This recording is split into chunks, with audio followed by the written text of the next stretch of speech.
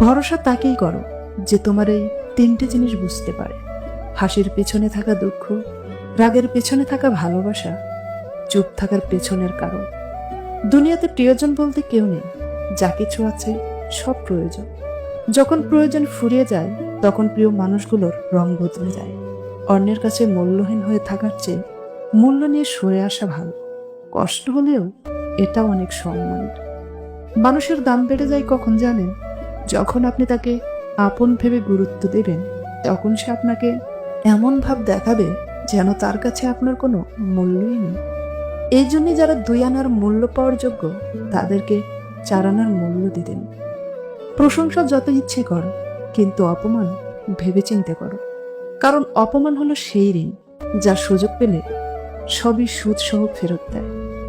মানুষ প্রয়োজন মেটাতে যতটা প্রশংসা করে, প্রয়োজন শেষ হলে ঠিক তার থেকেও বেশি বদনাম করে। বিশ্বাস আর নিঃশ্বাস খুবই মূল্যবান। একবার হারিয়ে গেলে আর কোনোদিনও ফিরে পাওয়া যায় না। যেখানে ভুল নেই সেখানে মাথা নত করবেন না, আর যেখানে সম্মান নেই সেখানে অবস্থান করবেন না। দুঃখ একটাই, আজও মানুষ চিনতে শিখলাম না।